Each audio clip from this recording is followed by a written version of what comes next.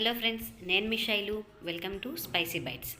ఈరోజు మన వీడియోలో పెరుగు బంగాళదుంప కాంబినేషన్లో ఎంతో టేస్టీగా ఉండే కర్రీని ఎలా ప్రిపేర్ చేసుకోవాలో చూపించబోతున్నాను. ఇది బిర్యానీ, అన్నం, చపాతీ దేనిలోకైనా చాలా టేస్టీగా ఉంటుంది. చేసుకోవడం కూడా చాలా సులభం. లేట్ చేయకుండా ఈ కర్రీని ఎలా ప్రిపేర్ చేసుకోవాలో చూసేద్దాం.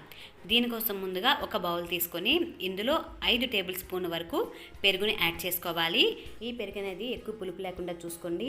ఇప్పుడు ఇందులో 1 టీ స్పూన్ వరకు ధనియాల పౌడర్, 1 టీ స్పూన్ కారం, అలాగే 1/2 టీ స్పూన్ వరకు పసుపు, రుచికి తగినంత సాల్ట్ యాడ్ చేసుకొని మొత్తం కూడా బాగా కలిపేసుకోవాలి. ఎక్కడ ఎటువంటి ఉండలు ఏమీ లేకుండా బాగా కలుపుకొని దీన్ని అయితే పక్కన పెట్టుకోవాలి. ఇప్పుడు స్టవ్ మీద ఒక కడాయి పెట్టి ఇందులో 3 టేబుల్ స్పూన్ వరకు ఆయిల్ని వేసుకోవాలి. ఆయిల్ కాస్త వేడయ్యాక ఇందులో ఒక 4 బంగాళదుంపలను బాగా కడిగేసుకొని ఈ విధంగా స్క్వేర్ టైప్లో కట్ చేసుకొని వేసుకోవాలి. ఇందులో కొద్దిగా వేసుకుంటూ హై ఫ్లేమ్లో ఒక 3 నిమిషాల పాటు వీటిని బాగా వేయించుకోవాలి.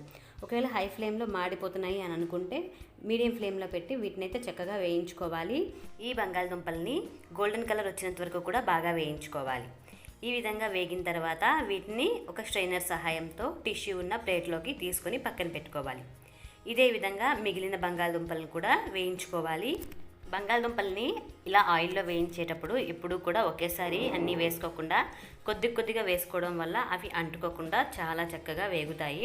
ఈ విధంగా అన్నీ వేగిపోయాక ఇదే కడాయిలో 1/2 టీ స్పూన్ వరకు జీలకర్ర, 1 టీ స్పూన్ వరకు సన్నగా తురిమిన వెల్లుల్లి, ఒక 3 పచ్చిమిరపకాయలు చిన్నగా కట్ చేసి వేసుకోవాలి. అలాగే ఒక 2 మీడియం సైజ్ ఉల్లిపాయలను చిన్నగా కట్ చేసి వేసుకోవాలి. అలాగే కొద్దిగా కరివేపాకు, చిటికెడంత ఇంగువ కూడా వేసి వీటిని హై ఫ్లేమ్లో ఒక 2 నిమిషాల పాటు వేయించుకోవాలి. ఈ ఉల్లిపాయలు గోల్డెన్ కలర్ వచ్చినంత వరకు వేయించుకోవాలి.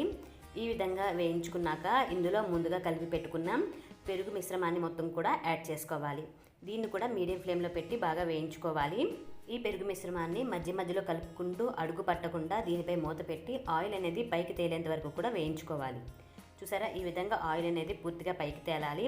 ఈ విధంగా వేయించుకున్నాక ఇందులో ముందుగా వేయించి పెట్టుకున్న బంగాళదుంప ముక్కలను కూడా వేసేసుకోవాలి. ఈ విధంగా అన్నీ వేసుకున్నాక ఈ మసాలా అనేది బంగాళదుంపలకి బాగా పట్టేలాగా కలిపేసుకోవాలి. ఈ విధంగా మొత్తం కలుపుకున్నాక ఇందులో 1 కప్పు వరకు వాటర్ని యాడ్ చేసుకోవాలి. వాటర్ అనేది మన గ్రేవీకి తగ్గట్టు యాడ్ చేసుకోవాలి. ఈ విధంగా వాటర్ వేసుకున్నాక మొత్తం ఒకసారి బాగా కలిపేసుకొని దీనిపై మూత పెట్టి మీడియం ఫ్లేమ్లో ఒక 5 నిమిషాల పాటు ఉడికించుకోవాలి. 5 నిమిషాల తర్వాత మూత తీసి చూస్తే కూర అనేది బాగా దగ్గర పడిపోయింది.